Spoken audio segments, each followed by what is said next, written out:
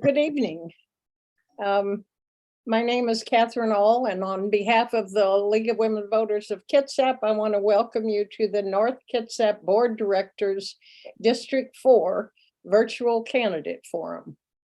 The forum for candidates running for District 2 and 5 will follow after this one.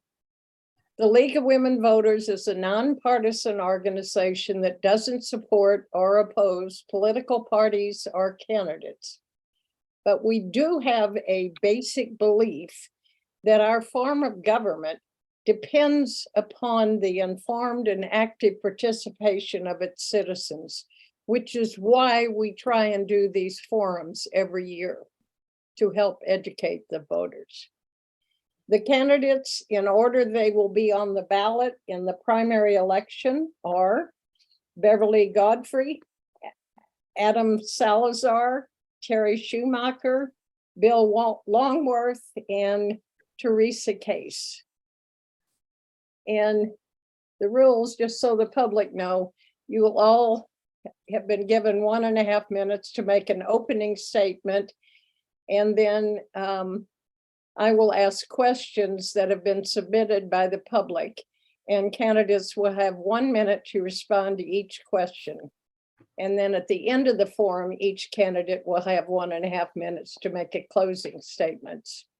Please keep your eye on the digital timer. Each one of you deserves our thanks for stepping up and running for office. Please be respectful of each other. You each deserve that.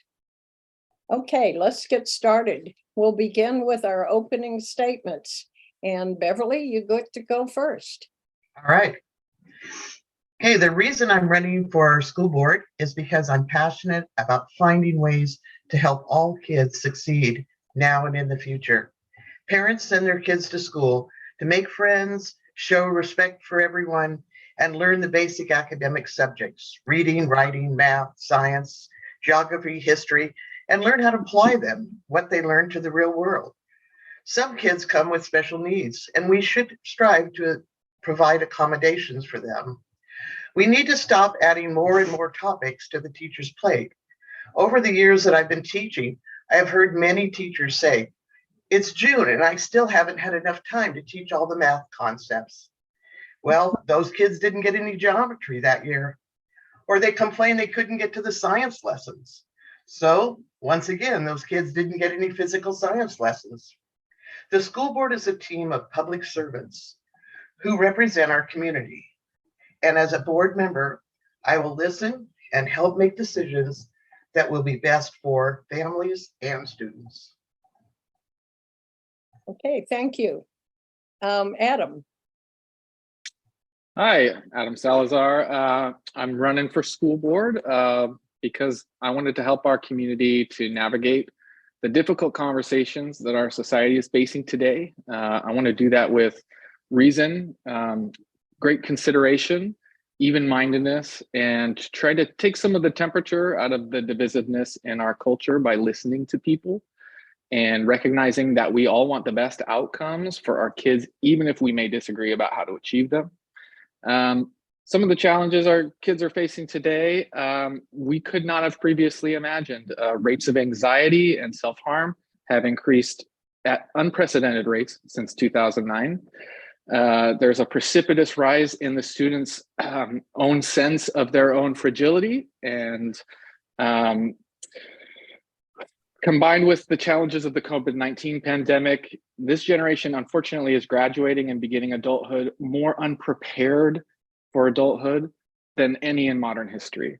It's my intention to reestablish the sense of earned self-worth and competency that kids can get through school, and to help kids become strong and prepared to excel at school life and beyond. Thanks. Okay, thank you. Terri. Good evening, everyone. I'd like to thank the League of Women Voters for hosting this forum, everyone watching at home, and my fellow candidates. I'm honored to stand before you thanks to the support of my family, campaign volunteers, my endorsers, including the North Kitsap Teachers Union. I moved to Paulsbo in '95 after falling in love with a sailor. We bought a home, created a salon, and started a family. I served as board president of the historic downtown Paulsbo Association with other local business owners. For 28 years, I have built relationships with every facet of the North Kitsap School District, from students, parents, staff, and previous board members. As a business owner, I have run a successful salon in a competitive industry, hiring and mentoring staff, walking the fine line of clients' and providers' needs, balancing the budget, forecasting future consumer trends, and adapting accordingly. My husband and I have 2 kids. Our oldest recently graduated, and our youngest enters high school this year. We are proud to call North Kitsap School District our home. We have witnessed the dedication of staff members that go above and beyond, making sure all students reach their full potential. It is in support of the students, family, and staff that I wish to be your new director. Thank you. Thank you. Okay, and Bill.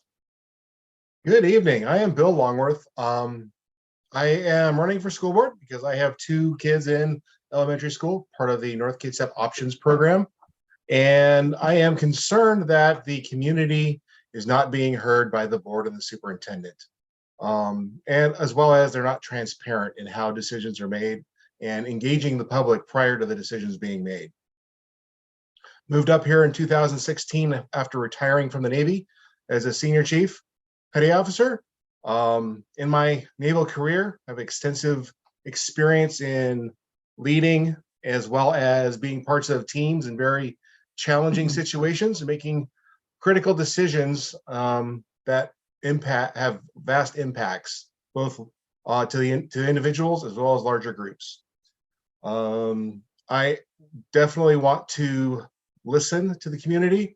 I pledge that I will, and I want to routinely engage with the community to keep up with the community's concerns as well as other ideas to make the entire school district better in the future. Thank you. Thank you. Teresa. Good evening. I'd also like to thank my fellow candidates. I spent 37 years as a registered nurse in our local hospital. And so I feel that I have a pretty good foundation, maybe have been the labor nurse for a lot of these adults that are in our community now. I was asked to run for a school board as they feel that I have the skill set that, as we've noticed, our current school board has the opportunity to regain the trust of the community. Anytime you get a vote of no confidence, that's an opportunity to look at your processes. I feel that I'm a great facilitator. Building bridges is what I've done in all my years of nursing, that once you're a nurse, you just can't take that out of us. I believe in serving my community. I'm currently on the medical corps, and so I care about kids. I'm a good listener. I'll work for that open line of communications, and I will ask the tough questions that need to be on the table so we can all be part of the solution and putting our kids first. So I thank you in advance for your support, and I will work hard and put those kids at the center of each decision that is made. Okay, thank And I you. have 10 seconds. Okay, I'll donate 10 seconds. All right, so let's begin with the questions now. The first question is kind of a general one. Who does the school board work for, and who does the superintendent work for? And Adam, you get to go first on this one. Okay, well, I don't need multiple choice on this one. Thanks for the question. The school board works for the citizenry. We're elected officials. Power flows from the people to the government, and that's the way that it should be. So in effect, everyone that's voting right now is our bosses, or we hope to become our boss, and the superintendent works for the school board. My hope is that it's a collaboration, that there's mutual respect, and certainly you want to select a superintendent who you can rely on for their expertise, but ultimately, you are their boss, and that's your job to make sure that they are enacting what the polity wants, and that's what we're here for. Okay, thank you. Terri? School board adopts and revises the budget. They approve the policies and curriculum and policies. I'm sorry. They monitor the district's progress towards its goals. They essentially, though, work for the public. They serve as community representatives. It's the job of the school board to report to the public and work with them, and for the superintendent to work for the board. Thank you. Okay, Excuse me. thanks. Bill? The school board, as Adam mentioned, school board works for the public, just like it does the rest of our representative republic that we have in the United States. And the school board answers to the public to make sure that what they are doing what the public wants. The public then employs the superintendent and the rest of the district administrative staff. They are the ones that actually execute the vision and the guidelines the school board comes up with and implements. Okay, thank you. Teresa? Well, I agree with everything my colleagues have said here tonight. We do represent the community. We are their voice. I'd also like to say we're advocates for the teachers and the students and the parents. And our objective is to measure outcomes. So we look at performance improvement, and we are responsible for our one employee is the superintendent. So that requires hiring, supervisions, evaluations on that. So thank you. Okay, and Beverly? Well, I agree with what everybody has said. The job that we need to do is do a better job of keeping the public informed on the needs and the progress of the education system and the evaluation and what's being done when the evaluations aren't as high as we'd like to see them. We also select and evaluate the superintendent. Okay, good job, everybody. The second question is, how would you engage and involve parents, students, staff, and community members in the decision-making process of the school board? And Terri, you go first on this one. Thank you. I would definitely start by getting the parent committees, the community committees formed again. We used to have robust committees with active community involvement. So I'd start with committees and panels. I also would put an outreach out to the community. I've gone and talked to several groups already, and I would continue to do that. I would continue to meet people on their turf, where they feel comfortable, where they are without fear of retaliation and can talk to me openly and honestly. Thank you. Okay, Bill? Excuse me. As far as parent and community involvement and engagement, it is all about communication. You have to build the relationships to build a trust between the board as well as the community. And to do that, the committees, like Terri had mentioned, are definitely a good starting point. I also, if elected to the board, I would make myself available routinely and regularly for meetups at various points in the community. So again, we can meet on individuals' comfort levels, so that way they have the ability to communicate their needs, desires, and concerns to the board in an effective manner. Thank you. Teresa? Again, I think we have so much in common with each other, everyone that's running tonight. We do have to figure out how can we engage with the community that is almost effortless. So it's organic. So it's like we're having a conversation.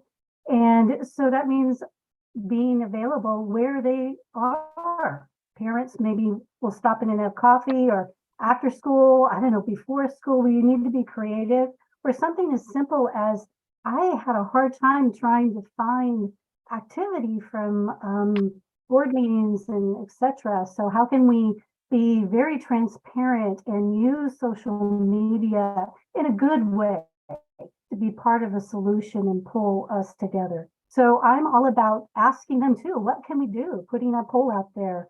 How can we keep you informed? What's the best way you'd like to have information? But I think we have to regain the trust, and that's face-to-face conversations out there in the community. Thank you. Beverly. I really agree on the face-to-face conversations, and it's been very difficult with the COVID closures and with parents being nervous about coming to the school and just dropping in to talk to their teachers and have those kind of casual conversations. We need to start with opening up that conversation first, getting those teachers and parents talking to each other in. And then the school board can be more available. And I don't just mean by email. I mean, like a lot of you have said, we need to be out in the public. We need to be talking with people. And it doesn't always have to be in a school building. It can be wherever they're available. And I do think we do too much communicating through social media, and it leads to misunderstandings. We need time to really have a conversation so both sides can be respected and heard what they have to say. And oftentimes you learn the story behind them. Okay, thank you. Adam. Yeah, so I think everyone's on the same page about outreach being really important. It needs to be more proactive. We cannot wait for parents and families to come to us. We need to make it our business to be coming to them. And I think the first point of contact for people is really the teacher. And so first, we need to increase the lines of communication from families to the teachers. We need sort of informatic solutions that people are able to interface with that. Like with my doctor, I have my chart. You know, we can have a little conversation that way. So I think, and then we need to be listening to the teachers because they're really interfacing with the families, and you know that's going to kind of come up the food chain. The other thing is we need to sort of keep office hours, just like a professor might. It needs to be published. Hey, I'm available from this time to this time. Come see me, come call me. And then the last thing I'd like to say is we need to continue to have Zoom meetings, and they need to be recorded because people have requested that. Okay, thank you. All right, the next question is, school board meetings are governed by state law, but a lot remains up to the discretion of the school board. Do you support full discussion of issues at public meetings? And would you change the public comment process? And Bill, you get to go first on this one. Right. As far as the public I'll address the last one first. The public comment process currently is very limiting. You have half an hour right before the board meeting to sign up to do it. And it's at a time where a lot of working parents and community members are unable to do that. That is very restrictive and needs to be changed. And I will strive to do that if and when I become a board member. As far as open discussions during the board meetings, I believe some open discussion during board meetings is good. We have to be cautious about it though. I think open discussions for specific topics that are called out for during the agenda or on the agenda would be opening, but as far as discussions during the public comment period, things along those lines would have to be discussed amongst the board and with community input, obviously, to figure out the best solution to move forward. Okay, thank you. Teresa?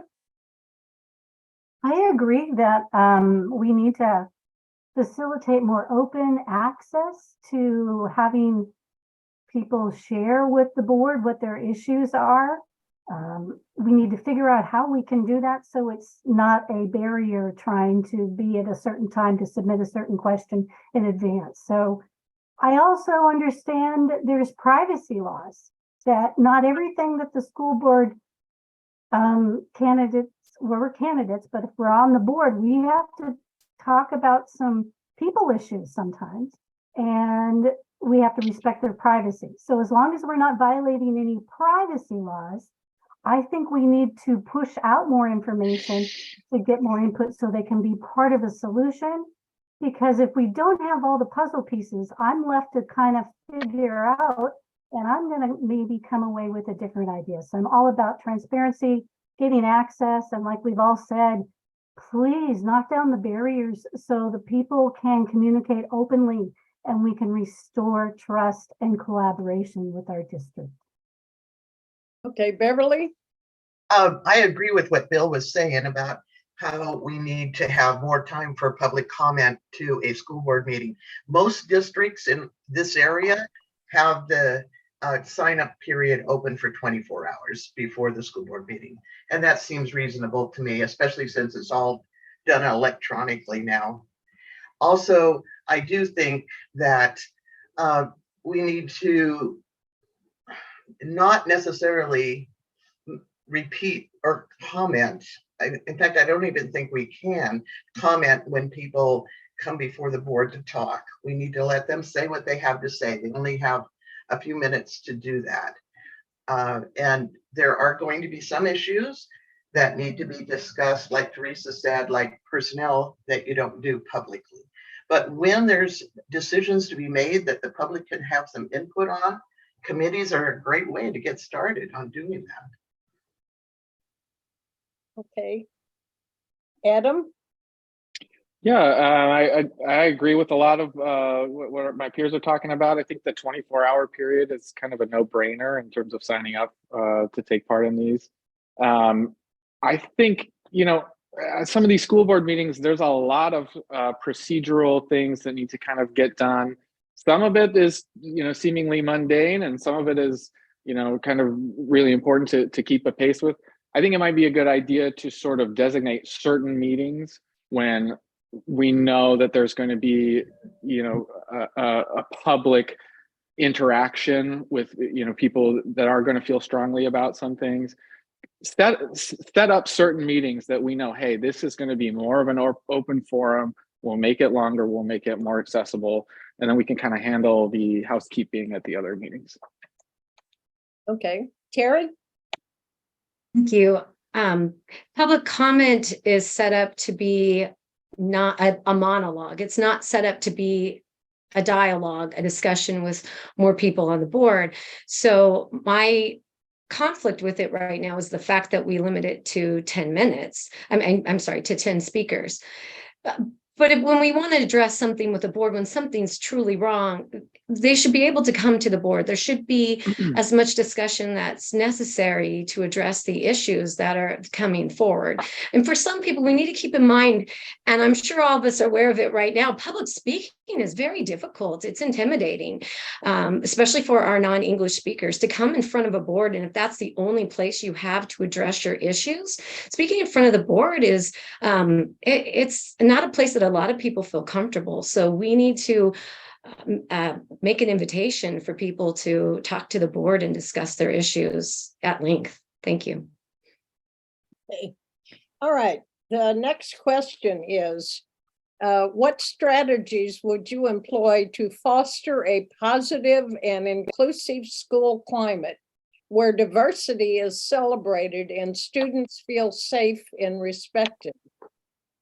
And does North Kitsap have an Office of Equity? But the main question is the first one. Oh, and I have to call on somebody, Teresa. Well, I would hope North Kitsap would have a looking at all their pillars as far as the pillar number 3, as far as ensuring all students have equitable access to a vigorous and relevant curriculum so that they can basically see themselves in it. So I will also be a person that can bring my background as a registered nurse dealing with all different cultures. But I find it's most helpful to ask them ways that we can kind of understand one another, celebrate what we do have in common while appreciating our differences, and learning that from curriculum standpoint, we need to make sure that each individual sees their own success. And that includes story problems. Can I make it relevant for that particular culture? And when we talk about coming together, many times I think people should embrace the differences as opposed to go, oh my gosh, that's different. I don't know what to do. Okay, time's So up. healthy dialogue. Thank you. Beverly? Yes, well, one of the things that we could do is, of course, teach the kids how to interact and ask questions, how to express their opinions, even in school, in the classroom, so that it starts at the teacher's level instead of going right to the school board when there's a problem. If there's a problem with this, with the bus driver, or a problem at the school level, we need to learn a better way of opening up those communications and really listening to people's stories. I've taught a lot of kids that are non-English speakers, and they need time to explain and to show the situation and why they're concerned. It's not something that they can just tell you in a few seconds for 5 minutes at recess or something. So I kind of agree that we need to find some way to get more office hours where school boards and teachers and administrators are open and the public knows it. Okay. All right, Adam? Yeah, so I think the question is, generally about sort of DEI topics. I mean, diversity, I think it's just a huge strength. We are a diverse community and it's getting more diverse. Equity in this context means access to a right. It's enshrined in our state constitution that, every child is supposed to be educated to the utmost of our ability. And that inclusion is a right. I want to emphasize our common humanity in that pursuit. There's a quote by Paul E. Murray, when my enemies draw a circle to exclude me, I shall draw a larger circle to include them. And I think what that does is it not so much emphasizes our differences and belabors our differences, but let's really focus on what we have in common and our common goals together. Thank you. Terri? Thank you. We have 40% diversity in our community, and we're lucky that we have the Suquamish tribe and the Slalom tribe nearby. Diversity makes us a healthy, strong community. I'm not aware of us having a diversity panel. I would strongly support getting that. As I've been going out and talking with the community, there's lots of community members that are willing to step up to the plate to be on this panel. There's a lot of outreach occurring from the Suquamish tribe. They would like to host us at their museum. They would like to host the Slalom tribe offered at their longhouse. So we need to embrace those opportunities and take advantage of them whenever we can. We also need to bring the members to decision making. Thank you. Thanks. Bill? Can you repeat the question for me again, please? Yeah, it's what would you do to foster a positive and inclusive school climate where diversity is celebrated and students feel safe and respected? Okay, so for a positive climate, climate change in an organization is very difficult. I've gone through that several times in my experience, and it's a challenge no matter what age or what group you're doing it with. The first step of that is to reinforce, encourage, and then hold accountable, treating everybody with respect. That is the number one thing that needs to happen. And I think that's a thing that has gone by the wayside, unfortunately, over the last few years, partially because of the limited interactions between people, thanks to COVID. If we can reinforce that, treating everybody with respect, the positive climate will come around, and kids, students, teachers, the rest of the staff, the public will feel safer in the schools to be able to share challenges as well as successes to each other. Thank you. Thanks. Next question. How would you improve the relationship between the district and the tribes? Beverly? Well, I am really thrilled to be living right here in North Kitsap with two nations on either side. And I think that one of the things we need to do is offer those kids any opportunities that they might need to do as well in school as they can. And it's not usually a language barrier, it's more of a cultural. And as we get to know them and their traditions, then we understand and look for ways that we can integrate those into the classroom. Thank you. Adam?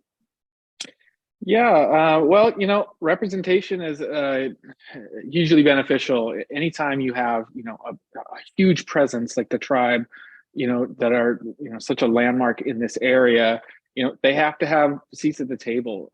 It's really important that we're in collaboration with them and that we're really seeking their voice on things because they understand the issues in their community. The way that we can liaise with them is just so crucial. And just the other thing is, identifying people who are underserved. If there are kids who are not getting the same kind of access, we need to be able to identify those kids, whether they're in the tribe or whether they're somewhere else. We need more mechanisms to try to identify and intervene them. Okay, thank you. Terri? It takes work to make this happen. It takes willingness to go out and meet them. The Squamish tribe is a very welcoming, embracing tribe. I went and met with them and asked them how I could learn about their culture as a candidate, and they took me around. They showed me their land. They talked to me about their culture. They shared with me what's important to them. In 3 hours, they had a lot to say. They invited me to come back as well, so we can talk about what it takes for an outreach, or we can actually get out there and do the outreach. So I'm very pleased to have met the members of the council and to have that opportunity. Thank you. Thanks. Bill? I believe everybody has had good points as far as getting the tribes more involved with the decision making.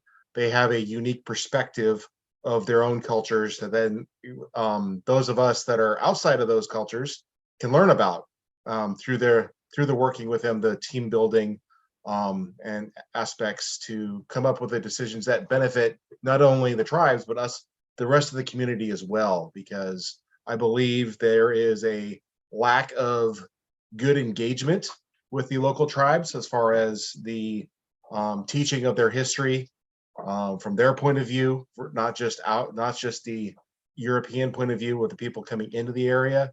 That there's a lot of rich history in this area that needs to be shared, and that's a great way to do that, is working with the tribes, get them on board, discuss the issues, identify the challenges, and then put actions into place that will address those challenges.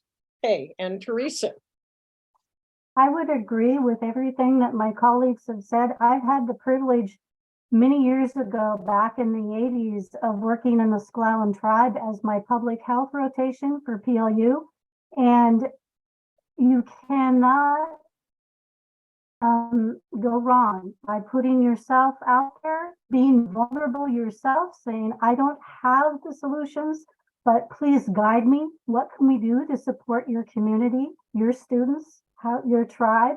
And we've got community health advocates that I had worked with. I know there's advocates for the tribal community. We just need to reach out, whoever owns the position of power, and that would be a member of the school board, to go and grease those connections so we can gain a better understanding and collaborate.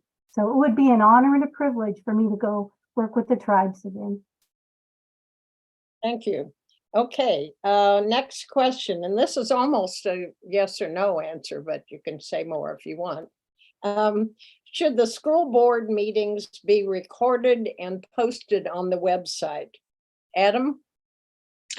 Yes, emphatically yes. I mean, the reason for that is because that's what people are asking for. And I understand that there are some technical demands on that. I understand that, that takes, some extra work, but hey, I mean, this is a way for us to share our message and what is going on with the public, which I think everybody here is right at or near the top of their list of the issues that people are saying. That's one of the number one things that people are saying is we cannot move the needle with the school board. And this is a simple fix, I think.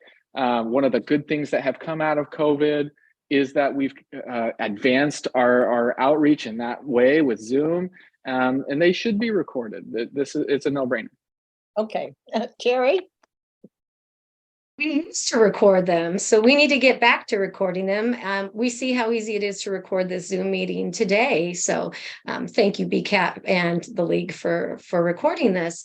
Well, those for watching home on Zoom for our board meetings, we need to be able to hear the guest speakers. We can't hear them when we can't see them. So that needs to be improved for quality. Thank you. Okay, Bill? I will completely and wholeheartedly agree. Meetings need to be not only televised via whatever methods are available, but also recorded and posted for the transparency in how things are operating. Like Adam mentioned, that's one of the biggest things that I am hearing is that there is a severe lack of understanding of why decisions are being made and who in fact is saying yes and no to certain decisions. So the ability to go back and view votes when decisions are being made and having go along with the recording an accurate set of minutes from the meeting as well. So that way we have it not only video, but we have a written document as well to be able to point at and say, hey, here's where the issues are, here's the decisions, here's the things that were discussed, and here's how and why we made the decisions we did. Okay, Teresa? Yes, and I agree with all the wonderful suggestions. We just need to communicate so we can regain the trust. Okay. Beverly? Yeah, I was pleasantly surprised to find that I could download the PowerPoint that was presented at the last school board meeting that had all the data on the latest test scores. So there is some ways to do that now. And I agree that we need to get the Zoom part of the meetings more clear so anyone can hear exactly what's being said and what the guests are having to say too, because sometimes it is the volume or the technology to make it work isn't working as well as it should. The other thing is that school board meetings, the speakers used to stand on the side and then speak to the school board. And I've noticed now they stand in front of the audience, and it's oftentimes you can't see their face, so you don't know the expressions, and they are kind of blocking you to be able to see the school board. I think that would be a simple way to address that issue is by just moving the podium back to the side.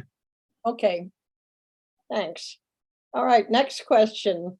Do you agree with the district's approximately $5 million purchase of land off of Finn Hill while still owning 2 other properties? Terri?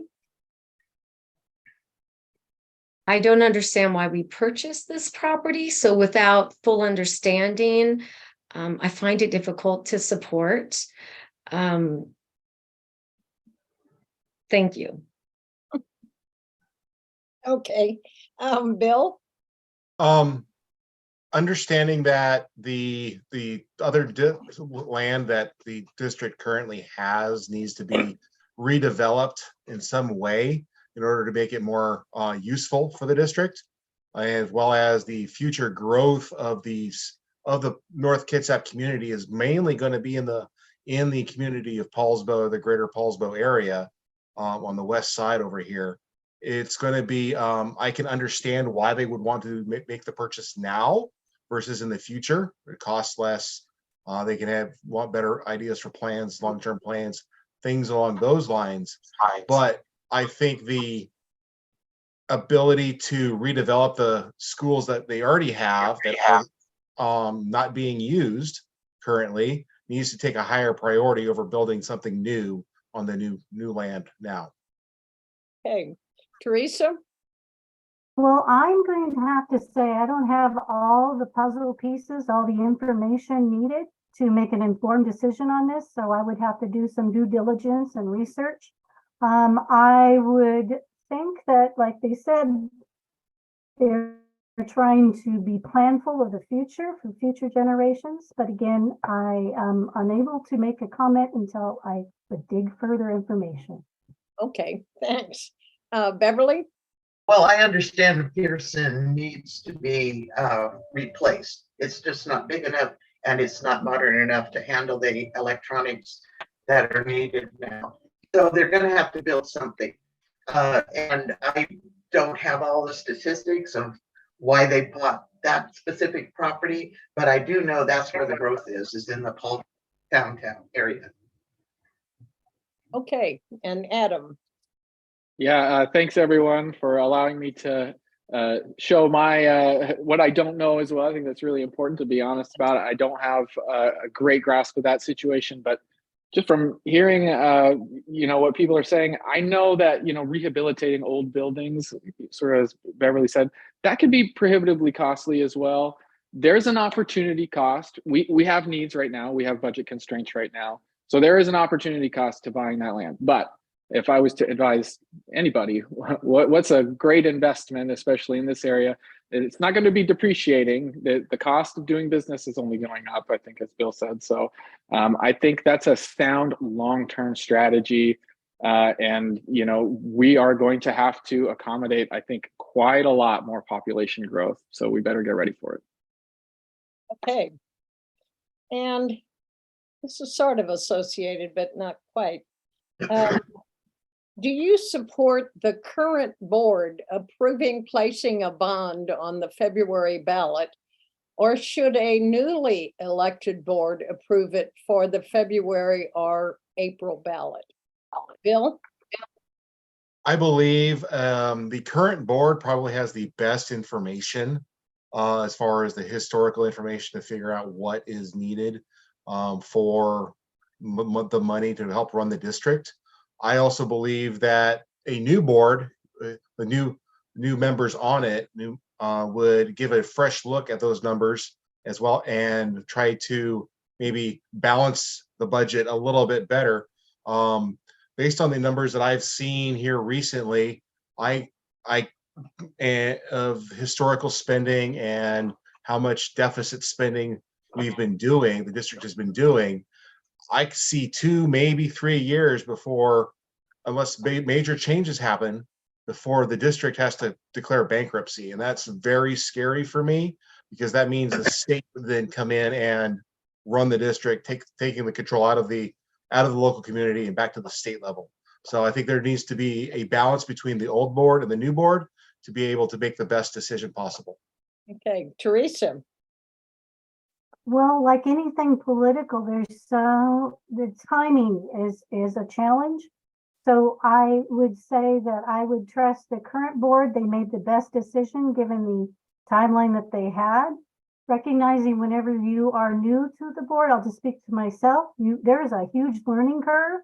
And so ballots have to be timed in order to get initiatives for the voters. So I support their efforts, but I also agree with Bill. It's a great time to have a new look at how are we doing and looking at balance that budget sheet and being creative with resources, fiscal, because budget is tight. My big platform is our state does not fund education the way I see it should be funded, but that's bigger than our school board at this point. But I agree that we need to look at the bottom line. Your time's up. Beverly? I agree that the school board that is present should probably be the one that presents that, because it's coming up so soon in February. If the board doesn't really take over till December, the new members, that wouldn't be enough time to really have a big positive impact on that. Okay, Terry? Or no, Adam, excuse me. Yeah, I mean, I think I agree with what Beverly just said. I mean, I imagine that there's probably some urgency with which to act. And, I think Teresa mentioned there's a lot that we're going to have to familiarize ourselves with upon getting into the job, I think that the current board has the right to do what they're doing. They were elected, and the people elected them, so it's really a democratic to let them do their job. Okay, Terri? I think it's imperative that we have a smooth transfer of leadership from one board to the next. With that said, I can't say that I support the rush for this bond. We have a decreasing enrollment. A school isn't going to come up overnight. That's a long-term project. So that's what I'm assuming the bond is for with the new property. What school is going there? What students are going there? I have only heard one rumor that it might be Pearson that is relocated. Will Pearson parents want to relocate there? There's a lot of questions. So I would hope that after the primary, we would get to see that budget as candidates. I actually hope that the public gets to see the bond issue so that we could understand what the money is going to be used for and why it needs to be rushed for February instead of the next election. That could be later on in 2024. Thank you. Okay. Next question. Regarding the no confidence vote by teachers, would you as a board member meet with teachers to listen to their concerns? Teresa? Oh, yes. Full disclosure, my daughter is a teacher within the North Kitsap School District. I think we need to understand their perspective. We need to be advocates for our whole community, which includes teachers, which includes the support staff, which includes parents, which includes all of us in the community. And I think the more we can rebuild that open dialogue, ask them what's working, ask them what's not working. Hospitals are similar to education systems. You're going to have WACs, Washington Administrative Codes, that are unfunded trainings that you have to do. They know best how the rubber meets the road on that. So they need to have our ear. We need their input, and we can collaborate and work together for putting students first. Thank you. Okay, and Beverly? Oh, well, as you might know, I have been a teacher for many years. And here in North Kitsap, I was part of the teachers union. And I'm telling you, the more we can talk with each other and have the school board come out and meet with us and listen to our concerns, that's how everything goes smoothly. And having teachers on the committees and teachers that opportunities for us to talk with the school board, that's huge, really important. Okay, and Adam? Well, yeah, emphatically, yes. The teachers are the eyes and ears, really. They're, like I said, they're the first point of contact. I mean, their lived experience is just hugely invaluable. I mean, I have no doubt that the board and the superintendent, they also see things from a perspective that is valuable and defensible. But we are a partnership. The teachers are, really one part of that triad, and they're an enormous part. And I just want to say, being an educator and being involved in education and the administration during these last few years of this COVID pandemic has been enormously stressful, and everybody involved deserves our thanks and appreciation. And I look forward to a time where things are going to calm down and get a little bit easier for everybody. Okay, Terri? When we see a vote of no confidence, and any union in our school district can do a vote as such, I don't think we've done the work that we need to do ahead of time to reach out to them, to understand why it is. I mean, nobody should be blindsided by a vote of no confidence. There should be communication long before that point. Our teachers are so vital to our school system. They are the frontline workers interacting with our kids, our students every day. We need to make sure that things are working right for them. So I would do everything in my power to meet with the teachers ahead of time. When I would go into a board meeting and see a room full of red shirts, that would be an immediate alert for me to go and approach those people after the board meeting and ask them what's up and hear their side of the story. Thank you. Okay, and Bill? The communication between the teachers and the administration and the school board needs to be happening all the time. The vote of no confidence that happened, and it was a overwhelming majority that voted that way on both the teachers as well as the classified staff unions, shows that the school board and the superintendent are not listening to the teachers or the staff. So what that means is there needs to be new personnel, or at least a hopefully mending of relationships, to be able to listen, understand the differences, the concerns, and then address the actual actions that will fix the problems, not just the symptoms of the problems. Okay. This is another question that was asked in different ways by the public. What is your stance on banning books in schools that discuss LGBTQ issues and U.S. history relating to slavery? Adam?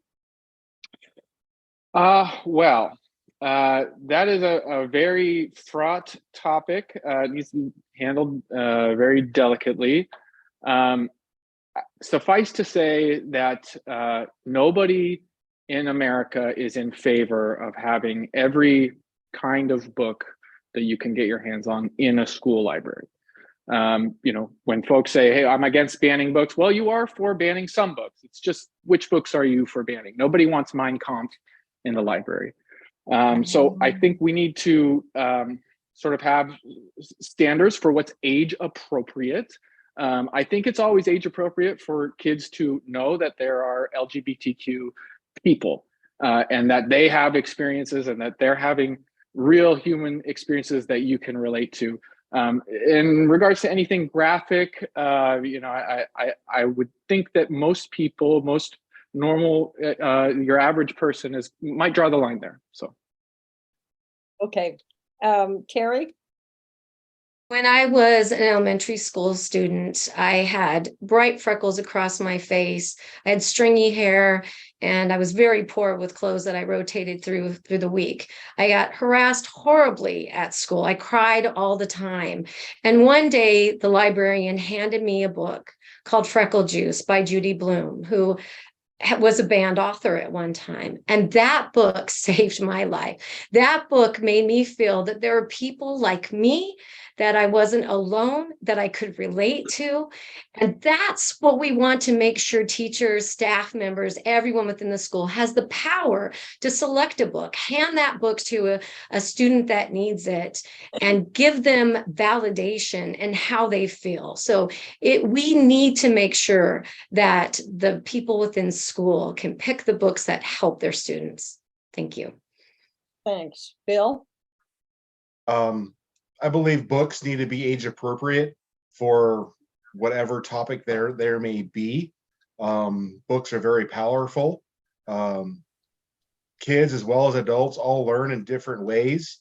So books, as well as other media, can be used in very effective ways to be able to get points across. And again, like Terri mentioned, reinforce the fact that you're not alone. There's other people like you, not exactly, obviously, but that are similar to you in life.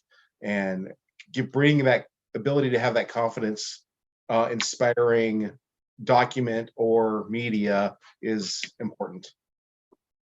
Okay. Teresa?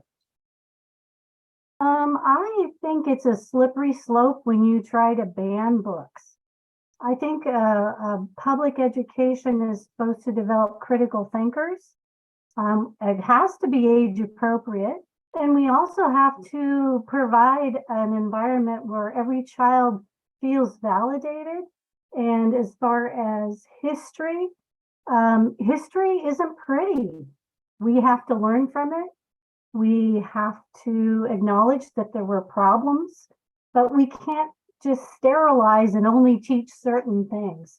So we have to support humanity. I think if nothing else, we have to come together and try not to be so divisive in society and honor that person as a caring, kind-hearted person.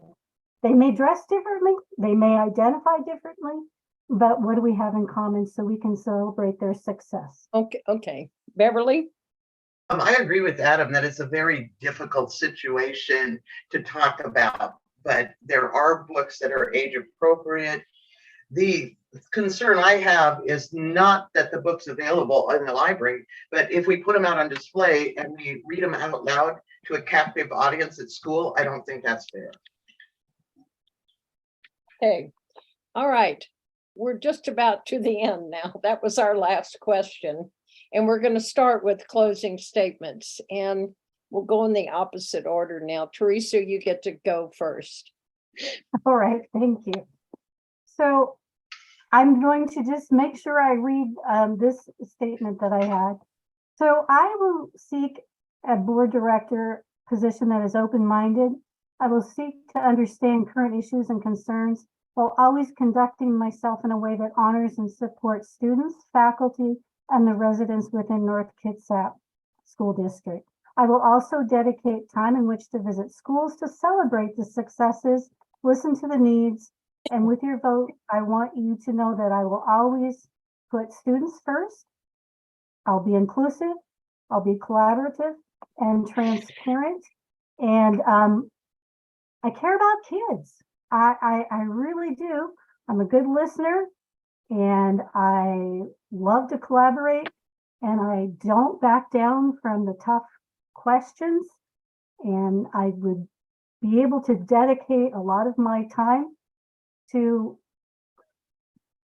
turn the tide, rebuild the trust, so we can feel proud about our achievements.